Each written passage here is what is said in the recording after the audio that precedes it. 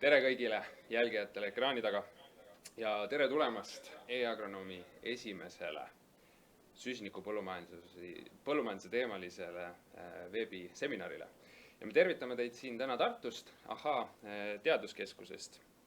Ja tahaksin teid kõiki tänada, et olete võtnud aja ja selle vaeva, et meid täna kuulama tulla ja asuda ekraanide taha. Ja samamoodi, et näitate huvi üles sellise paeluva teema vastu nagu süsiniku põllumajandus. Ja antud teema ilmselt on väga palju kõneainet pakkunud viimastel aastatel ja võib-olla ka tekitanud nagu küsimusi, mõttekohti, et kuidas edasi. Ja selles suhtes tahan teile kohe öelda, et olge mureta, et me olemegi täna siin, et teile pakkuda siis ülevaadet, pakkuda teadmisi ja ka jagada praktilisi kogemusi. Ja eks selle segadusega ongi alati niimoodi, et segadus tekitab teadmatus, aga teadmatust on võimalik ravida õppides. Ja me oleme ka täna siin selleks, et teiega koos õppida. Ja selleks oleme täna kokku pannud erinevad slaidid ja oleme toonud siia ette erinevad spetsialistid, kes siis teevad teile ettekandeid ja alustaks päeva võib-olla sellega, et räägiks natukene nendest süsinikuturgudest lähemalt. Siis tuleb teie ette ka meie oma Maarjo Mutli, kes räägib e-agronoomi süsinikuprogrammist. Teeme lisaks ülevaate siis kõikidest nendest tööriistadest, mis peaks aitama teil siis süsinikuprogrammiga liitumist ja osalemist saavutama väga lihtsalt. Ja selleks tuleb meie ette siis Elmar Reinold ja Kirsi siis tordi otsa panemegi päeva lõpus, kui meie oma nõustaja Piibe Vaher räägib teile siis agronoomilistest nüanssidest, vahekultuuride kasvatamisest ja selle kasulikkusest ja annab ka võib-olla siis väikse ülevaate, mis me juba seni õppinud oleme. Ja kui te valmis olete, siis ma võib-olla alustaksingi ettekannet rääkides süsinikuturgudest, et olen ise viimase 2 aasta jooksul väga palju erinevate põllumeestega kohtunud. Ja see teema üldiselt on tekitanud väga palju küsimusi ja seetõttu ma pean ka ikkagi vajalikuks sellest teemast rääkida. Ma ütlen kohe ära, et ma täna ei lähe väga süvitsi selle teemaga, sest ma olen seal Jänesuurus käinud ja võib-olla ütleme sellest süvitsi rääkides jätame mõneks teiseks korraks nii-öelda. Aga ma püüan vähemalt tuua teieni mõningad, ütleme, näited või siis nopped, mida mina isiklikult pean oluliseks nii-öelda jälgida ja võib-olla ka siis mõningad indikatsioonid ja selgitan ka siis natuke lahti, kuidas see turg võib-olla siis võiks toimida ja kuidas erinevad osapooled on seotud ja nii edasi ja tagasi. Aga selleks siis alustamegi algusest ja küsime sellise väga lihtsa küsimuse, et mis see süsinikukrediit üldse on. Et väga lihtsasti öeldes ongi ta tegelikult 1 tonn atmosfäärist eemaldatud süsinikudioksiidi või siis selle ekvivalente, sest et teadupärast atmosfääris on teisi kasvuhoonegaase peale süsinikdioksiidi veel. Ja mis on siis süsinikuturg? Selle otsene definitsioon, mis ma leidsin, ütleme siis meie, kas oli Keskkonnaministeeriumi kodulehelt, oli siis, et süsinikuturg on süsinikdioksiidi heitkoguse ühikutega kauplemise süsteem. Ja sõltuvalt siis nüüd turutüübist, neid krediite kas siis seal vahetatakse, müüakse või siis kantakse maha. Ja sellest ma räägingi siis natukene lähemalt järgmises slaidis, et kohe alguses tegelikult läheb asi väga põnevaks, et meil on kohustuslikud ja meil on vabatahtlikud süsinikuturud. Ja neid tihti aetakse sassi, küll aga pean kohe ütlema, et need on 2 tegelikult väga selgelt piiritletud ja eraldiseisvat nii-öelda süsteemi või siis turgu. Et kohustuslikud turud on kohustuslikud. Nad on juhitud riikide valitsuste poolt ja sisuliselt nende eesmärk on siis survestada või ütleme, survestada võib-olla on natuke karm, aga siis mudida erinevaid suursaastajaid ja sõltuvad siis tööstustest ka, eks ole, energeetika, nii-öelda toidutööstus, põllumajandus ja nii edasi tagasi. Et järk-järgult siis oma heitmemahte vähendada ja kõik, ütleme nii-öelda, selleks seataksegi siis kvoodimäärad ja kõik, mis läheb siis üle lubatud, ütleme, kvoodimäära, tuleb tasuda nii-öelda siis heitmemaksu või sellist. Kutsun seda heitmemaksuks, kuigi otseselt ta nagu maks ei ole, aga kõik, mis läheb üle lubatud kvoodimäära, tuleb tasuda siis turuhinda ja iga aastaselt see nii-öelda kvoodimäär läheb järjest väiksemaks, mistõttu ettevõtted on justkui, eks ole, sunnitud siis oma seda heitmemahtu järk-järgult ka vähendama või siis ongi teiselt poolt võtma nii-öelda see kuul endale säärde, et maksabki rohkem nii-öelda selle heitme eest, kuigi me teame tegelikult, et see ei ole see nii-öelda mõte, et see mõte seal taga on ikkagi nii-öelda eesmärke täita, heitmemahte vähendada ja kui siis siit tegelikult me saamegi liikuda ilusasti vabatahtliku turu juurde edasi, et vabatahtlik turg ongi siis rohkem juhitud, ütleme, erinevate eraettevõtete ja korporatsioonide poolt, kellel on siis välja töötatud kliima, ütleme, strateegiad või arengukavad, et kuidas siis enda ettevõtte siseselt seda heitmemahtu nii-öelda vähendada ja ongi, see eesmärk ongi see võimalikult miinimumi viia. Ja siis nüüd, mis juhtub sealt edasi, on see, et ettevõtetel tekib vältimatu heitmemaht, mida nad lihtsalt ei saa mingisuguste nii-öelda liigutustega enam vähendada ja ütleme, sellised teadlikud ja missiooniga ettevõtted või siis korporatsioonid ongi täna valmis seda vältimatut heidet vabatahtlikul süsinikuturul olevate krediitidega siis korvata. Ja siin ongi, ütleme, sa saad tegelikult vabatahtlikke süsinikukrediite osta ainult siis ja sa peaksidki neid siis ostma, kui sa oled teinud eelnevalt kõik selleks, et oma heide oleks minimaalne nii-öelda.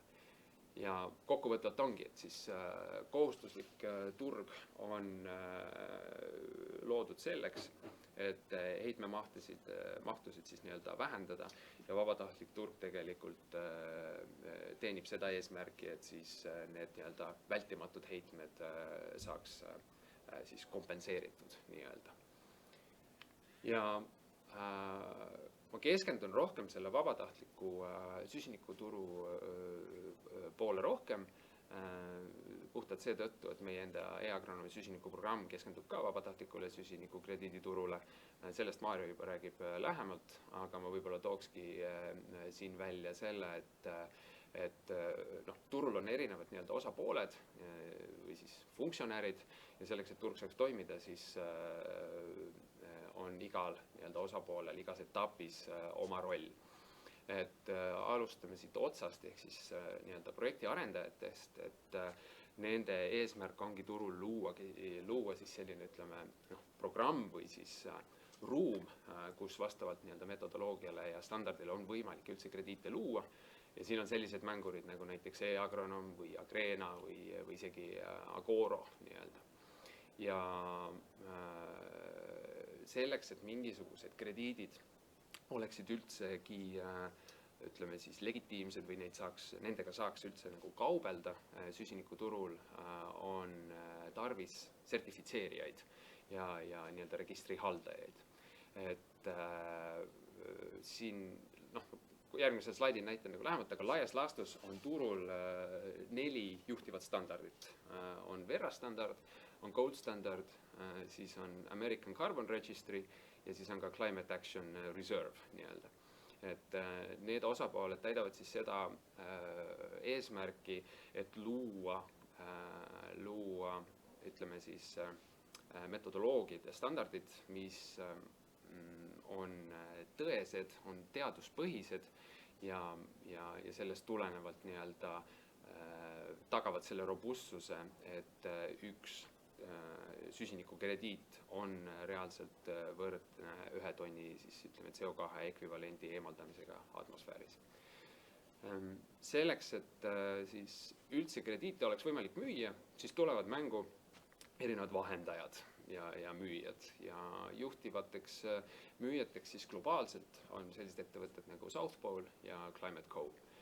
Et nende huvi on samamoodi veenduda krediitide ütleme siis kvaliteedis, sellepärast et nemad samamoodi peavad tagama siis oma ostjatele selle, et need krediidid, mida nad müüvad, ei oleks kuidagi seotud, eks ole, rohepesuga ja seda tegelikult keegi ei soovigi, sest selle krediidi eesmärk on ikkagi esindada muutust, et kuskil on toimunud siis potentsiaalselt see sidumine.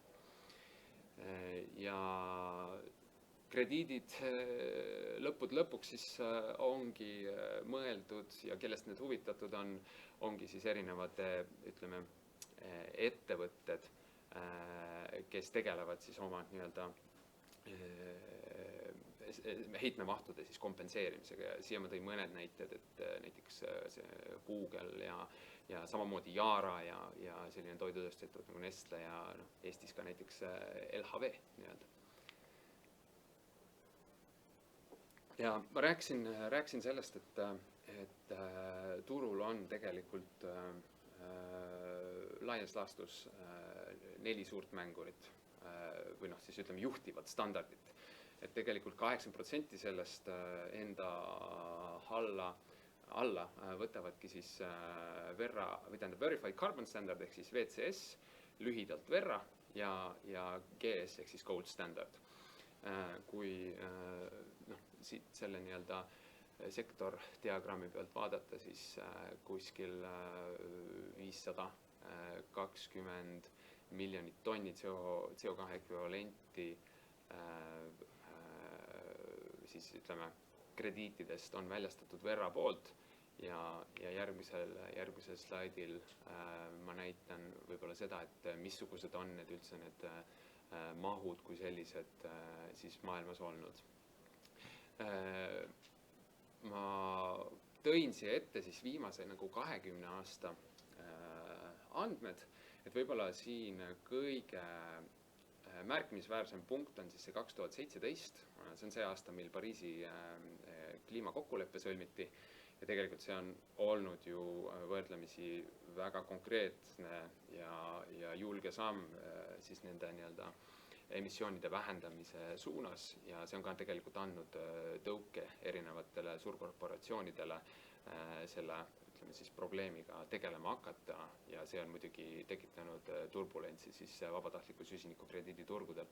Et mul siin 2020 teist aastat ei ole, sest ma kahjuks ei leidnud nagu sellist kokkuvõtvat terviklikku ülevaadet siis selle aasta nii-öelda mahtudest. Aga jah, me näemegi tegelikult, et see vabatahtliku süsinikuturu väärtus täna on kuskil ligi $2 miljardit ja on teinud hüppelise kasvu viimase paari aastaga. Ja järgmisel slaidil ma võib-olla siis näitaks sellist projektsiooni, et projektsioonidega tavaliselt on sellised, ütleme, vastakad tunded, sest et need on projektsioonid, eks ole, et see on täpselt samamoodi nagu plaanidega, et hea, et nad on tehtud, aga kõik tegelikult selgub, eks ole, töö käigus. Küll aga siin projektsioonil on siis arvesse võetud, ütleme, 600 või 700 ettevõtte potentsiaalselt siis heitmemahud ja sellest tulenevalt ka vajadus, ütleme, selle heitmemahu kompenseerimiseks. Et selle on kokku pannud McKinsey, et McKinsey on siis globaalne korporatsioon, kes siis tegelebki kliimastrateegiate väljatöötamisega ja ütleme erinevate arengukavade siis rakendamisega ja teeb koostööd siis ütleme rahvusvaheliste nõukogudega, suurkorporatsioonidega ja ühesõnaga jätkusuutlikkuse teemadega. Ja siin võib-olla sellest tulenevalt me näemegi, et kuna need esimesed eesmärgid aastaks 2030 saabuvad, siis sellest tulenevalt see nõudlus nende krediitide järele on suure tõenäosusega siis ka kasvamas. Ja nüüd, kui liikuda natuke siis sellise mullapõhise krediidi potentsiaali peale, kuna me täna süsiniku põllumajandusest räägime, et siis vaataks korra siia peale ka, et kõige suuremad turud selles mõttes, kus siis toimub, ütleme, ka heide ja hiljem ka, ütleme, vabatahtlike krediitide ostmine ongi sisuliselt Põhja-Ameerika ja Euroopa. Ja kui arvestada, et nende riikide, ütleme siis hektarid kokku ei pruugi täna, eks ole, seda enda vajadust, ehk siis oma piirkonna seda heitme kompenseerimiseks vaja minevat krediiti toota, siis tähendab ka seda, et neid krediite suure tõenäosusega on vaja hakata ka importima teistest maailma osadest. Aga samal ajal võib-olla vihjakski sellele, et Euroopas isegi sellise vastuvõtliku või konservatiivse vastuvõtu määraga, mis me oleme siia pannud 30%, ehk siis ligi 190 miljonist hektarist, ütleme kuskil 60 miljonit hektarit hakkab neid praktikaid rakendama ja seda krediiti tootma, siis see tegelikult juba avab, ütleme, 50 eurose hinna puhul ligi 3 miljardi suuruse turu ja ligipääsu kapitalile. Et sellest tulenevalt ütlekski, et miks me ei peaks seda võimalust ära kasutama, kui me samal ajal teenime, eks ole, suuremat eesmärki, ütleme, kliimaprobleemide leevendamisel ja saame sellest ka lisasissetulekut. Kindlasti see ei ole võõras graafik, aga toin selle lihtsalt sissejuhatuseks või näiteks selle pärast ka, et aastaks 2030 oleme seadnud eesmärgiks siis 23 miljardit tonni CO2 ekvivalenti siis heitmemahtudes vähendada. Ja sellest ligi, ütleme, 10% peaks tulema ka siis, ütleme, eemaldamisest. Et siin tulevadki mängu erinevad, ütleme, projektid, ütleme siis näiteks süsiniku põllumajandus, erinevad metsandusprojektid ja kas või siis, ütleme, otse õhust süsiniku sidumine ja maapõue talletamine, et neid tehnoloogiaid ja võimalusi on erinevaid. Ja 10% tegelikult on siis, ütleme, 2 miljardit, eks ole, tonni, mida on vaja eemaldada. Ja ma panin selle eelmise slaidi seetõttu, et tihti või palju on räägitud sellest, et Euroopa Liidus ei ole ühtseid mängureegleid või ühtseid standardid, et jah, osaliselt on see tõsi, aga hea meel on ka tõdeda seda, et tegelikult need esimesed sammud selles suunas on tehtud. Eelmise aasta novembri lõpuga tehti siis ettepanek ja moodustati ka töörühm. Teadupärast see töörühm vist juba avalikult esimese miitingu lähiajal, kas on nüüd ära teinud või teeb, ma täpselt ei mäleta, aga rattad liiguvad selles suunas. Ja see on oluline samm, sest selle eesmärk tegelikult on kiirendada kogu seda protsessi ja kiirendada just, ütleme siis, krediitide kasutusele võttu kui sellist, samamoodi jälle mudida või siis soodustada seda tõuget, ütleme ka siis teistes tööstuses ja põllumajandustootmises, et rakendada siis tõhusaid lahendusi, ütleme, süsiniku sidumiseks. Samamoodi see on väga oluline, et võidelda siis, ütleme, rohepesuga, et ma usun, et sellised ühtsed reeglid ja standardid annavad selle võimaluse, et kõik need, ütleme siis rämpskrediidid, mis turul parasjagu nagu ka siis ringlevad, et need kas siis kaotavad oma legitiimsuse ja peavad turult nagu väljuma, sest neil ei leidu lihtsalt ostjaid või teiselt poolt need, kes neid krediite siis toodavad, peavad oma nii-öelda metodoloogia või raamistiku siis ümber töötama, et ta vastaks nii-öelda siis sellele ütleme nõuetele. Samuti väga oluline ongi tagada see nii-öelda MRV võimekus, et MRV tuleb ingliskeelsest väljendist siis monitoring, reporting and verification. See on, kui teha seda nagu võimalikult lihtsaks teie jaoks ja rääkida otse nagu põllumajandusest, siis see on põhimõtteliselt, et põlluraamat oleks täidetud, et ta hõlmaks endasse piisavat infot, mis annaks nagu võimaluse verifitseerida, et rakendatud praktikad või tehtud tööd vastavad sellele, mida väidetakse ja et neid saab siis nagu kinnitada. Ja samamoodi tänu nii-öelda selle krediidituru, ütleme siis tekkele ongi eesmärk siis stimuleerida finantseerimist, et tuua siis erasektorist investeeringuid süsinikuheitme nii-öelda vähendamiseks. Ja nüüd väga oluline punkt on selle slaidi peal, et need on sisuliselt, kuna nagu ma ütlesin, et see Euroopa Komisjoni siis samm oli nagu tänases plaanis nii-öelda ettepanek, et midagi, ütleme siis nagu paika pole nagu selles mõttes pandud, aga on võetud väga konkreetsed suunad, kuhu see hakkab liikuma. Ja need suunad ongi toodud siis niisuguse nii-öelda quality märgi alla ja ma räägiks siis lähemalt natuke, et mis need erinevad, ütleme siis tähed seal ka tähendavad. Et see nii-öelda quantification, see tähistab siis seda, et need süsiniku eemaldamise võtted on täpselt nii-öelda mõõdetavad ja loovad siis, ütleme, sellised ühemõttelisi eeliseid kliima jaoks.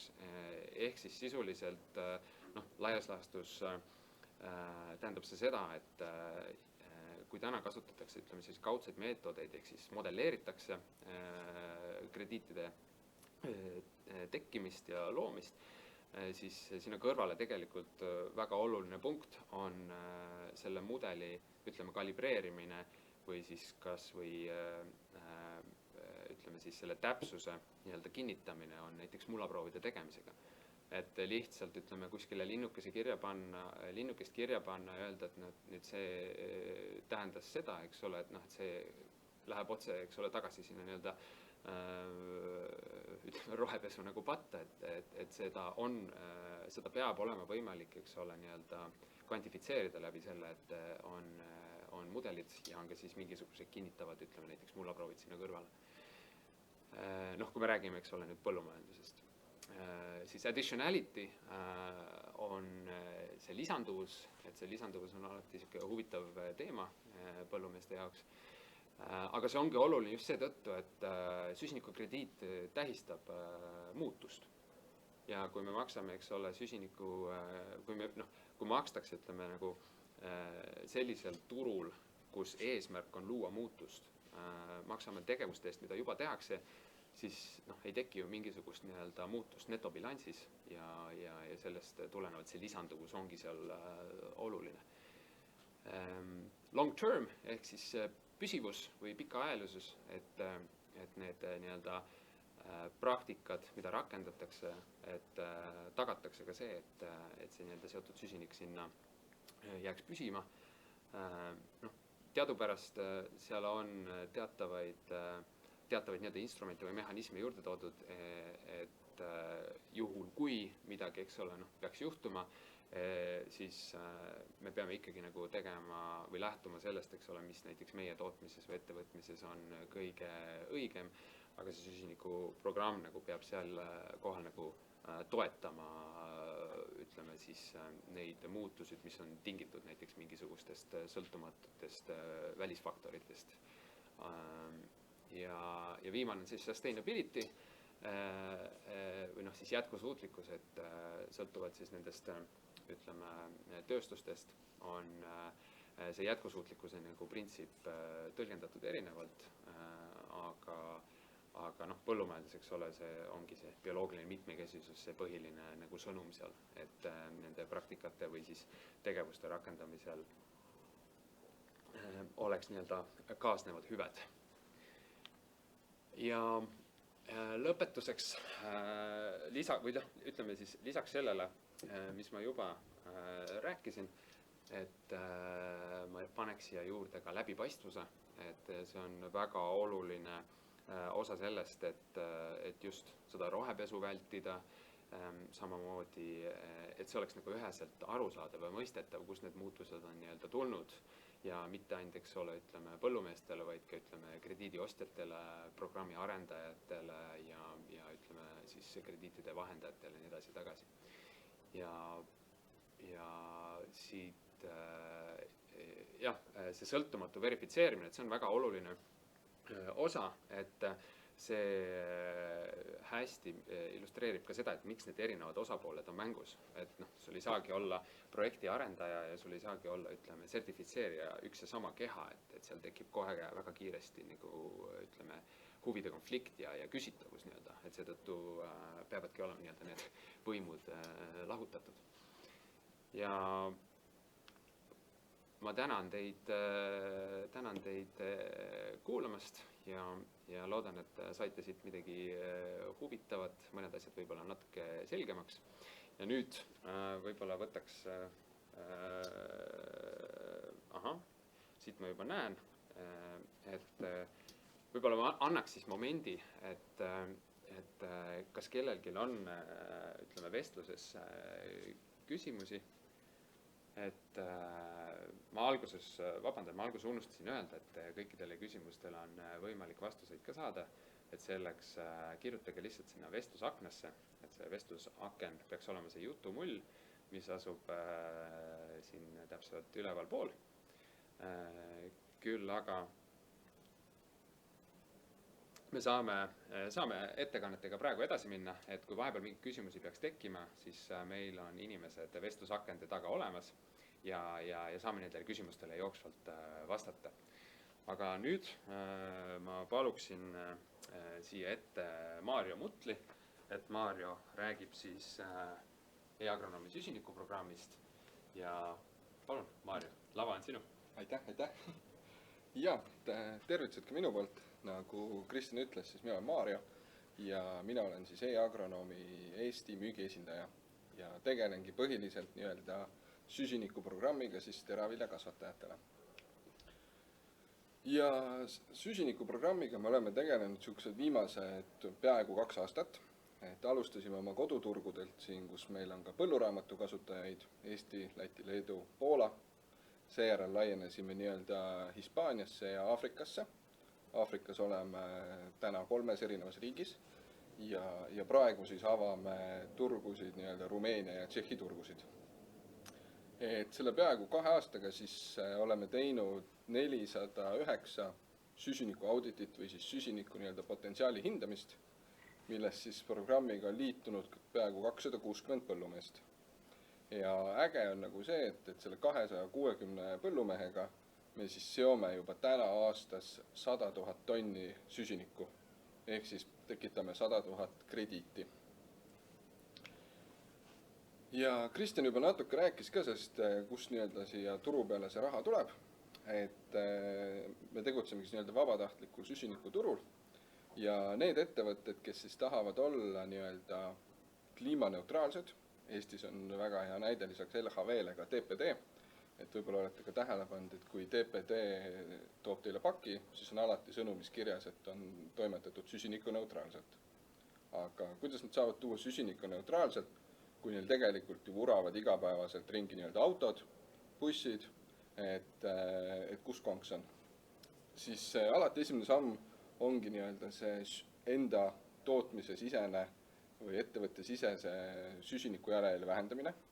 Ja selleks siis TPD näitel ongi võetud kasutusele elektribussid ja kui sealt jääb siis midagi puudu nii-öelda, et nad ei saa seda kunagi nulli, siis neil ongi võimalik osta endale turu pealt süsinikukrediite. ja põllumeestel ja metsameestel on nii-öelda võimalus mingeid kindlaid praktikaid rakendades neid süsinikukrediite siis endale tekitada ja siis saabki need nii-öelda turu peal maha müüa, et kui sinul on krediidid ja mingi suur ettevõte tahab neid osta, siis toimub kaubavahetus, sina saad tulu, tema saab krediidid. Aga kuidas meie programmis nii-öelda üldse neid krediite tekitada saab endale? Et täna me vaatame nii-öelda kahte põhilist praktikat. Üks ongi siis vahekultuuride kasvatamine ja vahekultuuridest me mõtleme siis nii-öelda sügisest või talvist vahekultuuri, mis on külvatud kahe rahakultuuri vahele. Ehk siis näiteks, kui sul on külvikorras talivili ja suvivili, et siis peale talivilja koristust sa võimalikult ruttu seal augusti alguses või keskpaigaks saaksid külvata maha sinna vahekultuuri, mis siis kasvaks seal nii-öelda järgmise kevadeni, ja siis kui sa uuesti hakkad sinna külvama suvivilja, enne harid uuesti üles siis. Ja see vahekultuur seal on nii-öelda kasulik mitmel põhjusel. Esiteks on see, et kui sul on pind kaetud mingi taimestikuga, siis põllu pealt ei toimu mulla erosiooni nii palju. Samamoodi on ka toitainete leostumine palju väiksem, sellepärast et toitained lähevad sinna taim omastab nad endale ja kui ta siis seal ära laguneb, siis talvel, et siis ta tuleb nii-öelda sinna mulda tagasi, tulevad need toitained. Ja samas suureneb ka huumuse kogus, on ju. Ja alates siis 2024. aastast hakkab ka PRIA toetama vahekultuuride kasvatamist, mis oli meie jaoks nagu väga hea uudis, sellepärast et see näitab seda, et kui me oleme juba 2 aastat seda nii-öelda trummi tagunud, siis see näitab meile, et me liigume ikkagist nii-öelda õiges suunas. Ja teine moodus, kuidas krediite saab genereerida, ongi nii-öelda harimisviisi muutmine. Kui sa näiteks lähed kündmiselt üle minimeeritud harimisse või minimeeritud harimisest otse külvi, et siis me saame välja arvutada, kui palju see praktika muutus krediite toodab. Ja miks see on nii-öelda nagu oluline, mida vähem sa mulda liigutad, seda rohkem ja paremini see süsinik seal püsib. Nii, aga meie programmis siis, kuidas see töötab, et põhimõtteliselt kõige esimesena me vaatamegi üle nii-öelda teie tootmisettevõtte siis potentsiaali ja anname sealt omalt poolt nõu, et kuidas saada nii-öelda siis, kuidas ja kui palju oleks süsinikuprogrammiga võimalik nii-öelda lisaraha saada. Ja kui see samm on tehtud ja tundub, et numbrid nii-öelda nagu mängivad välja, siis me saame sõlmida nii-öelda süsinikuprojekti lepingu. Sellel on nüüd liitumistasu 1500 eurot pluss käibemaks ja see ongi nii-öelda ühekordne tasu. Et kui sa oled programmis 10-20 aastat, siis me rohkem sult nii-öelda mingeid kuutasusid või aastamakse ei küsi. Ja kui lepingul on nii-öelda allkiri all, siis meie agronoom hakkabki juba koostöös teiega seal nii-öelda koostama sükst arengukava, et vaatame, mis oleks need esimese aasta muudatused, mida te kavatsete ellu viia ja selle põhjalt siis arvutamegi juba välja, et palju sa krediite toodaksid esimesel aastal ja tegelikult me teeme seda iga aasta ringiga. Ja kui see on paigas, siis on juba võimalik nii-öelda ka osa krediite meile ette müüa, et seda me oleme pakkunud sellel lihtsal põhjusel, et kuna vahekultuuride kasvatamisega on seotud kulud, et siis pakkuda lihtsalt põllumeestele nii-öelda lisalikviidsust. Ja tegelikult põllumehe ainuke töö ongi teha nii-öelda põllu peal tööd ja põlluraamatut täita. Ja meie siis teeme nii-öelda taustal kõik asjad põllumehe eest ära ja samamoodi oleme tegelikult talle ka abiks, et kui tal on küsimusi, siis ta saab pöörduda agronoomi poole, näiteks kui küsimus, mis vahekultuuri külvata või mis külvimeetodit kasutada või kui on küsimusi nii-öelda põlluraamatu programmi kohta, siis aitab teid meie klienditeenindus. Ja lõpuks me siis kogumegi need kõik need andmed kokku, näitame ette 3. osapoolele, kes meil aitab need ära sertifitseerida, et Verra paneb templi peale, ütleb, et need on nagu kvaliteetsed krediidid ja siis me saame nad maha müüa. Ja ja kuna meie nii-öelda haldusalas on see, et meie peame nii-öelda vastutama selle eest, et need krediidid oleksid kvaliteetsed, siis põllumees tegelikult peab vastutama ainult selle eest, et ta neid krediite võimalikult palju toodaks. Et raha saab täpselt selle eest nii palju, kui toodad. Ja Kristjan natuke juba rääkis ka, mis teeb meie nii-öelda need krediidid kvaliteetseks, ongi nii-öelda see lisanduv tegevus, et me ei ütle õhust, et üks põllumees saab nii palju krediite, teine saab nii palju, et pigem meil ongi väga kindlad meetodid, mille järgi me seda vaatame ja seal peab olema üks nii-öelda lisanduv tegevus. Samamoodi puudub süsinikuleke, meie metoodika on teaduslikult tõestatud, ehk siis need mudelid, mida me nende krediitide arvutamiseks kasutame, need on nii-öelda testitud ja need töötavad ja peamine on ikkagi süsiniku õhust mulda sidumine, mitte niivõrd emissioonide vältimine. Ja need krediidid on, nagu ma enne ütlesin ka, sertifitseeritud Verra poolt, et kolmandate osapoolte poolt, kes siis on nii-öelda vaadanud meie andmetel otsa ja öelnud, et jah, see on õige. Ja tänaseks me oleme avastanud, et krediidid on nii-öelda väga likviidsed, et kõik, mis me oleme suutnud turule tuua, kõik on sealt väga ruttu ära läinud. Aga vaatame korra otsa ka mingitele praktika muudatustele siis, ja kui palju nad nagu raha sisse toovad. Et siin on nüüd niisugune 500 hektarilise tootmisüksuse külvikord, kus siis allpool on näha, et mis muudatused oleme teinud. Et esimese otsaga proovime niisuguseid lihtsamaid muudatusi, külvasime suviviljad ette vahekultuuri, hernete läks siis basic kultuur, mis on ilma liblikõielisteta, ja suviodra ette premium kultuur, kus on siis juba liblikõielised sordid ka sees. Ja hernel siis ka muutus harimisviis, et läks künnipõhisest minimeeritud harimiseks. Et niisuguse lihtsa muudatusega siis genereeriks aastas peaaegu 213 krediiti ja rahalises mõttes oleks see peaaegu 5400 eurot. Nii, aga kui me siia lisame nüüd ka järgmise muudatuse, et näiteks talinisul ja taliodral läheks ka, muudaks harimisviisi, läheks minimeeritult üle otsekülvile, siis see krediitide hulk on juba üle 2 korra suurem, et see oleks 461 krediiti ja tänases vääringus 11 600 eurot. Ja miks ta nagu muutub nii palju selle otsekülviga on see, et tegelikult kui vaadata pindalasid, siis talinisu all on circa 250 hektarit ja suviviljade all on siis nii-öelda 150 hektarit. Et sellepärast see talivilja puhul otsekülvile üleminek mõjutab ka proportsionaalselt rohkem. Ja kui vaadata nüüd niisuguseid rahavoogusid, et siin me siis võtsin niisuguseks keskmiseks ettevõtte suuruseks 700 hektarit, potentsiaaliks Eesti täitsa keskmine 0,6 krediiti hektari kohta, ehk siis 0,6 tonni seotud süsiniku aastas ja krediidi hinnaks siis 35 eurot, siis me näeme, et aastane teenistus võiks olla niisugune 14 700 eurot.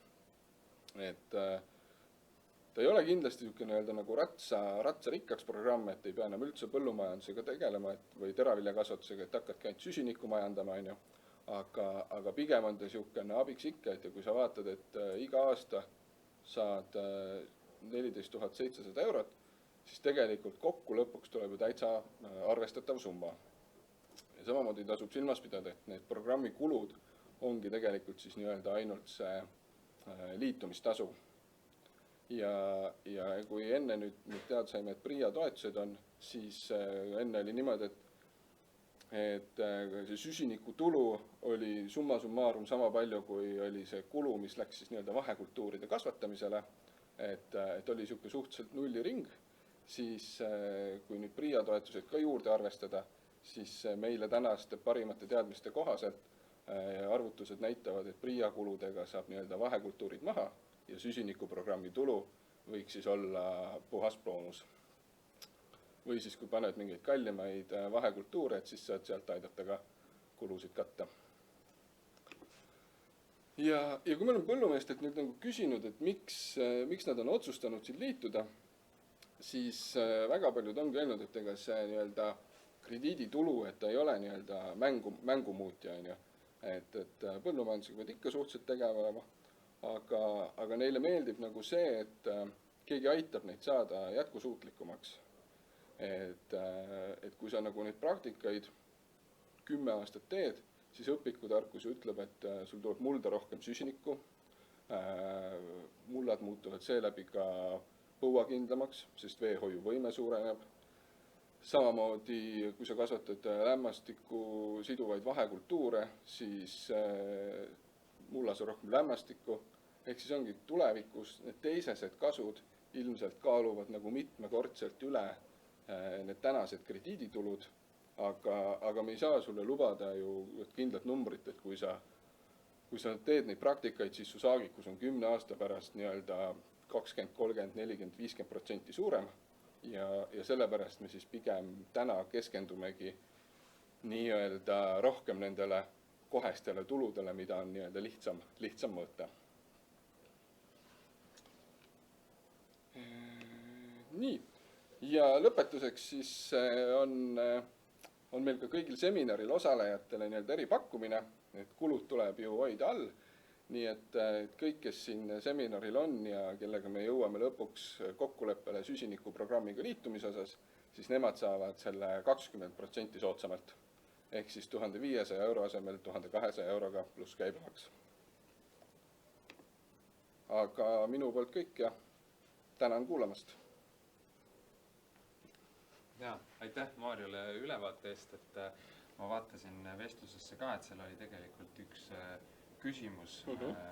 See küsimus vist ma kahtlustan, et oli rohkem mulle suunatud, aga jah, see küsimus oli see, et kas krediidiostjatele on ka kedagi, kes aitaks neil selle krediidi siis ostumahu välja arvutada.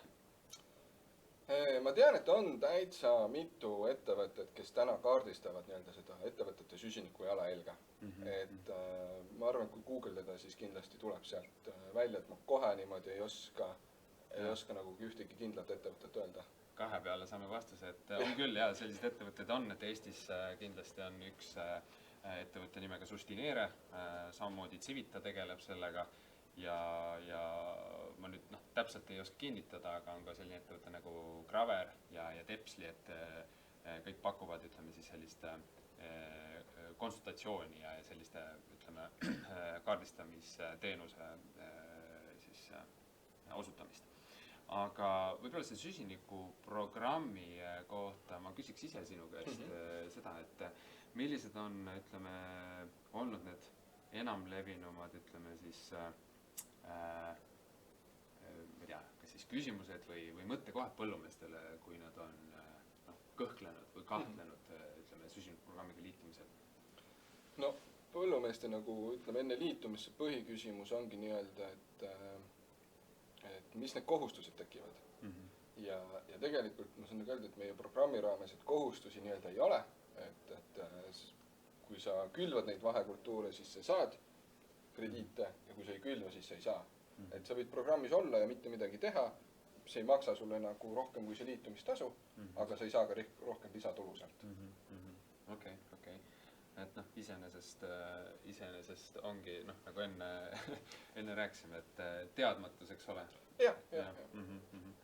Aga väga äge. Kas on vahepeal veel üks küsimus tulnud, et kui te pahandame, korra lähen kaadrist välja. Vaata üle. Et ma võtsin kaasa küsimuse kaasa, et küsimus on siis selline, et mis saab põllumehest või lepingust, kui põllumees otsustab, et enam ei soovi põllumajandusega tegeleda ja näiteks maakasutus muutub?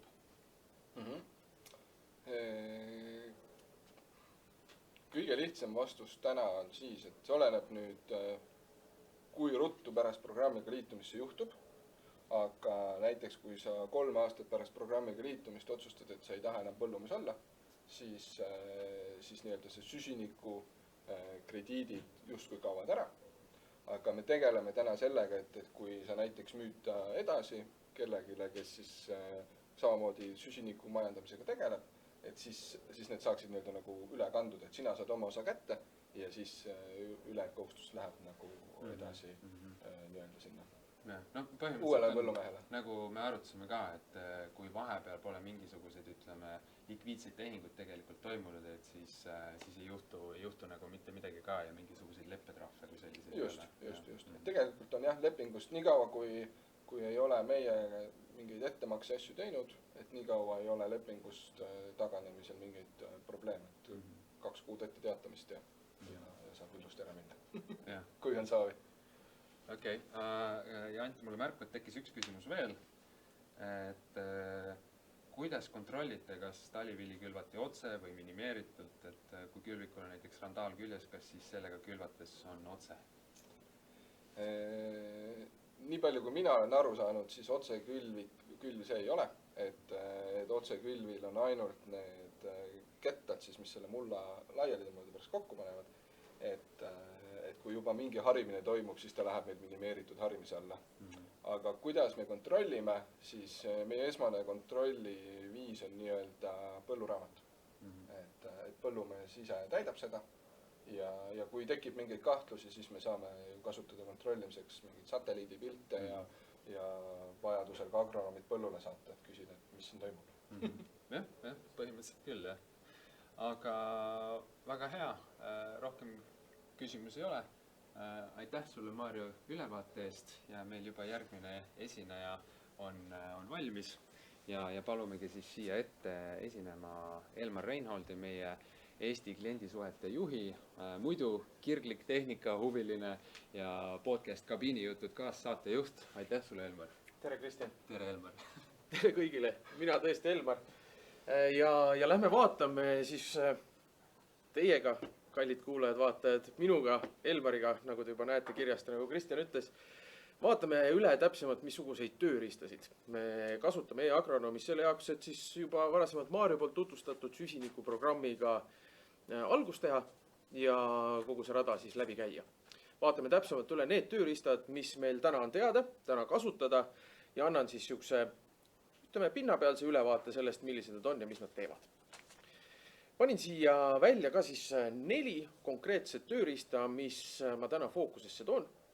Neist esimene on süsinikukalkulaator või varsti uue nimega süsiniku nõustamine, mis annab siis ülevaate sellest, või ütleme, et nimetan teda kujundlikult e-agronoomi süsinikuprogrammi väravaks, et kuidas teha see kõige esimene samm. Ja tegelikult veel tagasi minnes, meil on täielik andmete aruanded või siis lihtsamalt kokkuvõttes ajaloo tööriist. Sinna juurde ka e-agronoomi haldustarkvara terviklikult, kuna see on siis see koht, kus kohas me paneme kirja kõik oma tegevused, mida me teeme. Ja ka viimase 4. räägin millest, mis on väga-väga uus, mis ei ole veel peaaegu kellelegi jõudnud kasutusse, aga kindlasti saab olema juba lähiajal siis tööriista kohvris olemas. Selleks on siis kasvuhoonegaaside tööriist. Lähme vaatame teie kõigiga koos lähemalt neid konkreetseid vahendeid. Esiteks süsinikukalkulaator. Ma usun, et nii mõnigi teist, kes praegu vaatab, on sellega juba kokku puutunud, mõni võib-olla mitte, siis mis ta täpsemalt on? See on siis esimene samm süsinikuprogrammiga liitumiseks, mis tähendab, et kui nüüd pärast seda veebiseminari, mis siin hetkel on käimas, on tekkinud huvi, et võiks teha selle liigutuse ja vaadata täpsemalt läbi, et mis see siis minu jaoks tähendab. Siis e-agronoomi sisse logides, olles siis kas juba täna kasutaja e-agronoomis või ka isegi mitte, ehk siis näiteks tehes endale konto, saab valida siis just uue kasutajana meetodi, et kas ma asun süsiniku teemadega tegelema või siis niisuguse klassikalises võtmes põlluraamatu ja ettevõtte haldamisega. Aga täna me keskendume peamiselt süsinikuprogrammi teemadele. Ja olles juba kasutaja, nagu mainitud, siis on olemas paremal pool menüüs, kes juba teab, niisugune alateema nagu süsinik ja seal all on ka näha ilusti teksti süsinikukalkulaator. See on nüüd see, millest me siis räägime hetkel. Ja mida seal teha tuleb? Panin siia mõned punktid ka kirja. Iseenesest asi on väga lihtne. Tuleb panna oma 5 järgmise aasta siis külvikorra plaan kirja. See tähendab, et üles kirjutada, missugused kultuurid on käiku tulemas. ning sinna juurde lisada siis vahekultuuride info ja mulla harimise praktika. Ehk siis millised need on ajalooliselt olnud. Kui need on ilusti kirja pandud, siis tuleb vajutada nupule salvesta. See on hästi oluline kindlasti sinna vajutada, sest et me ise testisime ja arutlesime ka oma tiimiga üle, et kui see liigutus tegemata jätta, siis see on just kui nagu minna värava taha, tõsta käsi, et koputada ja siis mitte koputada. Et keegi ei tea, et sa seal oled. Seega vajuta salvesta nuppu ning see annab meile märku, et sul on huvi olemas ja sealt edasi võtavadki siis meie tiimiliikmed, meie nõustajad näiteks juba ühendust selle koha pealt, et minna siis kogu teemaga edasi. Et olen siia pannud illustratsiooniks siis sellise graafikuga või ütleme niisuguse vaate kõrvale, mis on see tulem, mida saab süsinikukalkulaatori täitmise järel, kui nõustajaga on juba siis üle vaadatud erinevad tegevused.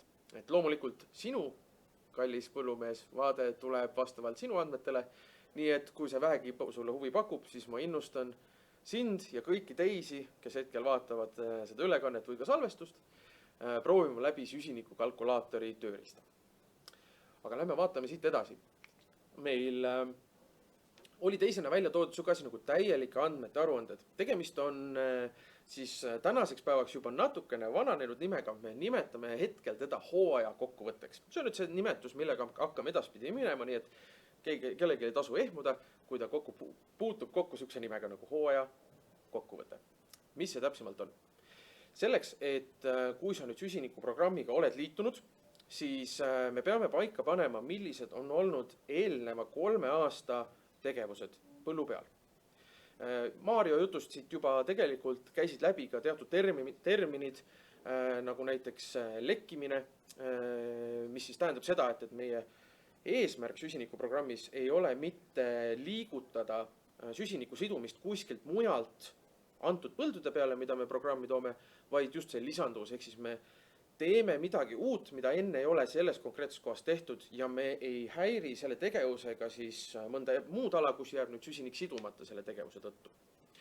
See konkreetne 3 aasta siis info sinu põldude kohta aitabki selle selgeks teha, et mis praktikad ja mis meetodid, mis materjalid kõik on erinevates kohtades enne kasutusel olnud. Lisaks aitab ta tagada üleüldise andmete olemasolu. Ehk kui me nüüd vaatame seda tööriista lähemalt läbi, siis peamiselt millega on tegemist, ongi e-agronoomis oleva info kontrollmeetodiga. Ehk siis niisugune tööriist, mis aitab üle vaadata, kas kõik asjad oleksid olemas. Ja kui see 3 aasta info on olemas, see on üks õnneks asi, mida programmiga liitudes peab ainult korra läbi viima või läbi tegema, siis sellele järgnevalt hakkame seda sama tööriista kasutama iga-aastase sellise siis uute muudatuste, uute praktikate kontrollina. Ehk täpselt samamoodi peab süsteemi panema kirja, süsteemi all me mõtleme siis e-agronoomi ettevõtte haldustarkvara, millest ma natuke aja pärast ka räägin natuke lähemalt. Sinna märkime maha kõik oma tegevused, materjalid ja sellega seonduvad, et siis hooaja lõpus kinnitada ära kõik info, mis peaks olema identne sellele, mida sa põllu peal tegid. Sest selle jaoks see on ka meetod, kuidas see info jõuab siis meieni, et me saaksime teha jällegi seda, mida varasemalt mainitud, anda kinnitust, kuidas ja mismoodi on süsinik mulda seotud. Ja meelerahu andmete osas, nagu ma olen siia välja toonud, on see, et see on niisugune lisandväärtus, et kui sa oled juba oma siis selle hooaja kokkuvõtte ära kinnitanud, on see sulle endale ka märge sellest, et e-agronoomi süsteemis oled sa ise teinud kontrolli üle, et kõik tegevused on kenasti kirjas. Mis tähendab, et aasta, 2, 5, 10 pärast saad sa tulla tagasi näiteks aastasse 2022 ja vaadata üle, missugused tegevused sa tegid. Hoolimata sellest, kas sul on sama arvuti, sama nutitelefon või kes teab, missugust tehnikat me tolleks hetkeks kasutame. Et see info taletub kõik ilusti siia digitaalsesse süsteemi. Aga nüüd lähme vaatame natukene lähemalt, mida siis see hooaja kokkuvõte täpsemalt oma sisult, millest ta koosneb. Esimene leht, kui nüüd see süsteem avada, räägib sellisest teemast nagu põllud ja kultuurid. Nüüd mainin kohe ära ka, et meil siis 3 eelneva aasta kohta on info vaja süsteemis üle kontrollida ja see käib siis iga aasta kaupa ja me vaatame hetkel justkui 1 aasta vältel, missugused need tööriista vahelehed on. Esimene neist on kultuuride ja põldude ülevaade. See tähendab, et mida selle lehe peal peab tegema põllumees, on vaatame üle, kas tal on kirjas kõik antud hooaja kultuurid, mida ta kasvatas, kas nende kultuuride juurde on märgitud kõiged põllud, ehk siis ilusti on näha, mis põllu peal, mis kultuuri kasvatati ning millised olid need hektarid, mille peal seda reaalselt tehti. Kui siit on midagi puudu, saab loomulikult minna seda täiendada. Täiendamine käib e-agronoomi enda süsteemis ja saab siis selle värskenduse siia tuua. Oluline on maha märkida, et see ei eelda näiteks tänasele e-agronoomi kasutajale, et ta peaks hakkama varasemalt juba siis lisatud oma töid ja materjale uuesti märkima, vaid see info tulebki otseselt siia süsteemi. Ehk siis kui siit tuleb midagi välja, et midagi on puudu, siis see tähendab, et ka näiteks põlluraamatu aruande jaoks oli siiamaani antud hooajas veel midagi puudu. Tulemuseks on jällegi meelerahu ja kindlus, et mul antud hooajas on kõik info olemas nii süsinikuprogrammi jaoks kui ka tegelikult põlluraamatu aruande jaoks. Lähme vaatame edasi, mis järgmine tööriist on, ehk siis lehekülg 2 keskendub kasutatud praktikatele. Lihtsamalt võttes tööd. Ehk siis missugused erinevad tööd või praktikad on põllu peal tehtud. Ja mis me seal täpsemalt küsime, ongi see, et millised need tööd on, mida on tehtud, mis kuupäevadel need tehti ja kas need on õigesti märgitud. Samamoodi, kas vaadata üle, kas kõikidel põldudel on just need tööd kirjas, mida sa seal põllu peal oled teinud. Siin jällegi tuleb juba mängu see lekkimise teema, et meil on reaalselt näha, millised tegevused on toimunud sinu põldude peal. Seal on veel juures detailid, planeeritud tööd tasub kindlasti jälgida üle, et nad on märgitud tehtuks. See on juba selline teema, mis kindlasti puudutab ka neid, kes on siiamaani harjunud e-agronoomi kasutama põlluraamatu aruande täitmise jaoks. Et ka selles on juba kasu sees, et kui sa tuled süsinikuprogrammi, siis see tööriist aitab sul selle, nagu juba enne mainitud, üle kontrollida. Ja olen toonud eraldi välja, et ka siin lehe peal annab süsteem märguanded. See tähendab, et me oleme teatud kultuuridele, mis on üldiselt sellised teraviljakultuurid, mida me kasvatame selle jaoks, et neid koristada. Oleme pannud ka sellised piirangud või märguanded peale, et töödel peab olema külvamine ja peab olema koristamine. Et sellest, kui nüüd hakata tulevikus kasutama ja on ka see siis webinar või veebiseminar meeles või vaatad isegi abimaterjalina seda salvestust kõrvalt, siis sa tead, et kui sa edasi ei pääse, siis põhjus võib olla sellest, et sul on mõnel kultuuril kas koristamine või külvamise töö on puudu. Aga loomulikult jälgi kindlasti üle, et kõik muuga on olemas. Lähme vaatame edasi lehekülje 3. Ja 3. leht keskendub siis nüüd lisaks töödele täpsemalt just kasutatud materjalidele.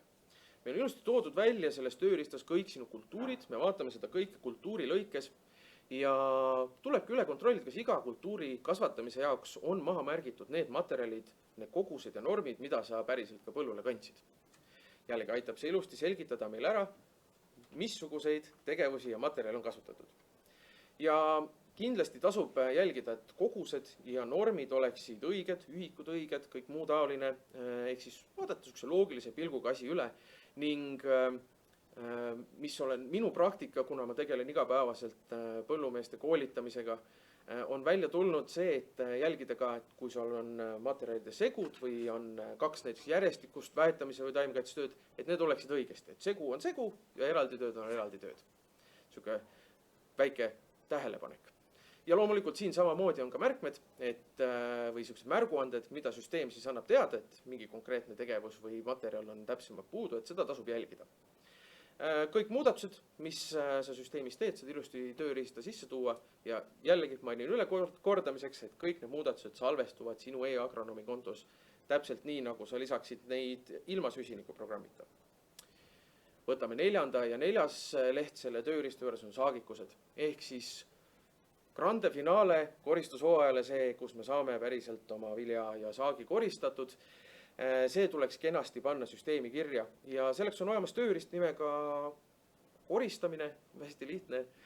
Need, kes e-agronoomi juba kasutavad, ma loodan, et on sellega kokku puutunud, kes veel mitte, siis märk siit kohe maha, et kui sul hooaeg hakkab lõppema, me küll oleme hetkel alguses, siis pane kindlasti oma saagid kirja ja see on täpselt seesama sisend siis ka just süsinikuprogrammis, et meil on kirjas põllupõhiselt, kui palju sa oled saanud saaki.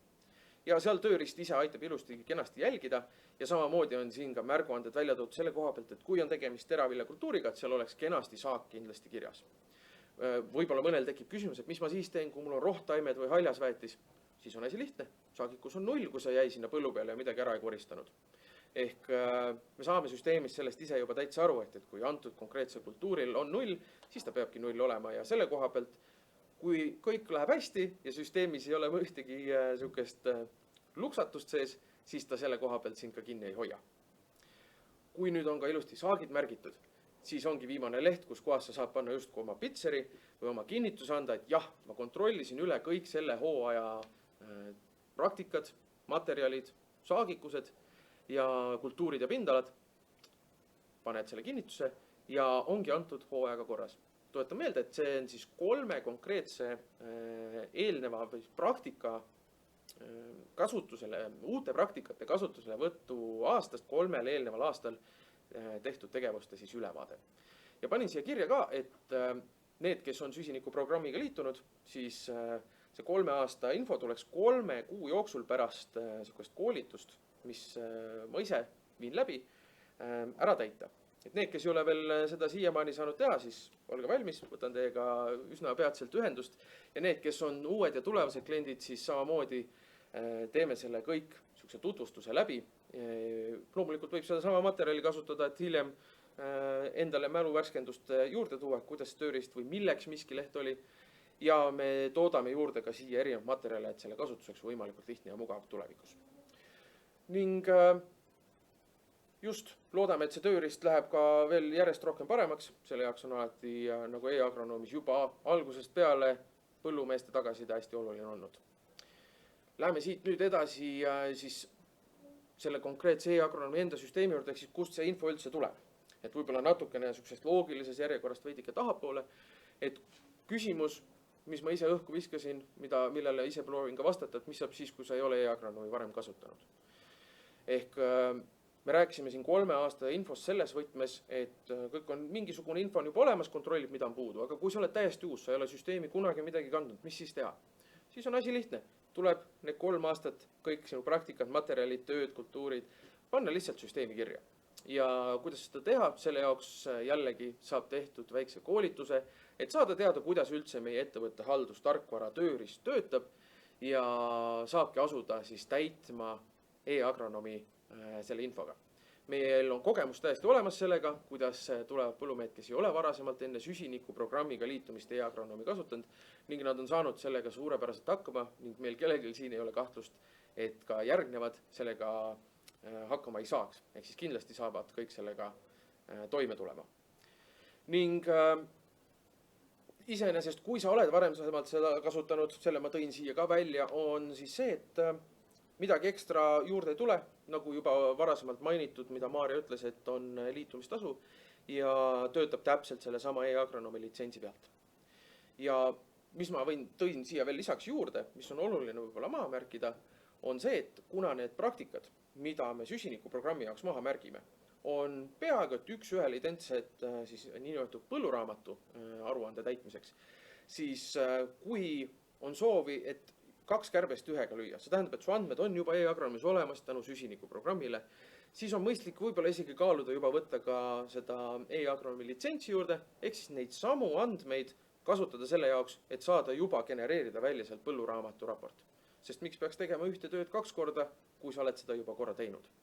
Seega pea meeles, kui sa siiamaani ei ole veel e-agronoomi kasutanud, siis me sind koolitame seda kasutama süsinikuprogrammi jaoks ning kui sa oled süsinikuprogrammi jaoks juba asju tegemas, siis kaaluge läbi, et äkki peaks põlluraamatu tegevused samamoodi tooma sellesse süsteemi. Nüüd ettevõtte üldine haldamine, lihtsalt tõin siia ka jällegi nendele, kes võib-olla ei ole nii hästi kokku puutunud, et mida see siis täpsemalt tähendab e-agronoomi süsteemi võtmes, väga lihtsalt käime üle, on üldiselt tööde sisestamine, ehk siis jällegi need tööd, praktikad, mida sa oled varasemalt teinud, paned kirja, lisad materjalid, töötajad ja kuupäevad juurde. Terve hooaja võtmes kõikide põldude peale ning põllud saad sa süsteemi tuua e-priast, importida sisse, ei pea neid käsitsi hakkama joonistama, ei pea küsima kuskilt, ma ei tea, naabrimehe käest, võib meie käest küsida, kuidas see täpsemalt käib, me aitame alati. Ja tööde sisestamine ka jooksvalt, kui me nüüd räägime just selle koha pealt, et meil on ajalooline info olemas ja nüüd on jooksev, sul on praktikaplaan käes, eks sa tead, mida sa pead tegema, et süsinikukrediite luua, siis nende tegevuste märkimine käib juba mobiilirakendusest. Teed töö ära, paned ilusti endale tegevused kirja ja ongi päev õhtus. Ei pea minema arvuti taha kuskil istuma, hakkama mõtlema. Veel hullem, võtta see kõik asi ette kuskil novembris ja hakata mõtlema, mida ma küll tegin aprillis. Paned jooksvalt kirja, ongi elu lihtne. Meil on kliendi tugi olemas, ehk siis inimene, kes on alati valmis tulema nõu ja jõuga selle koha pealt appi, et kuidas süsteemi kasutada.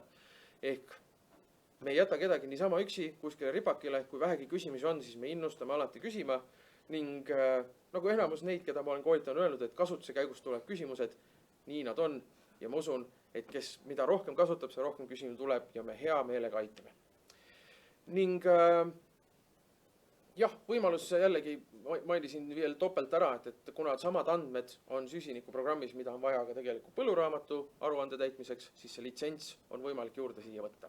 Nii et võta meiega ühendust, kui see sul huvi pakub.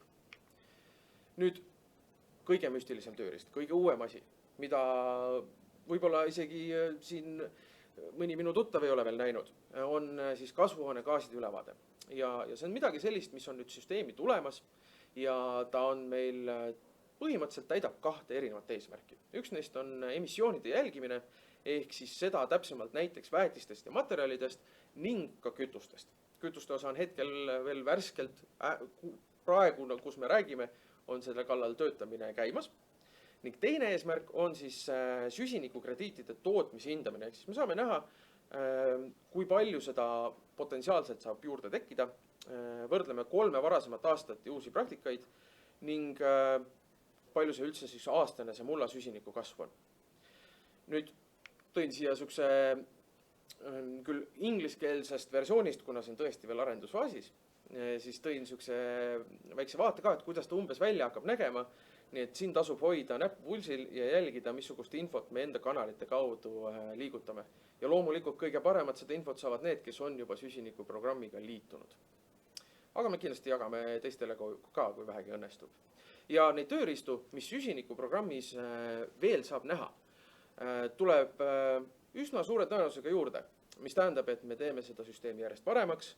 Me arendajad töötavad päev-päevalt selle jaoks, et me saaksime võimalikult hästi tõestada, mida on teinud põllumees põllu peal selle jaoks, et süsinikku atmosfäärist mulda siduda ning sellega päästa maailma ja päästa ka oma muldasid, et olla võimalikult kasumlik.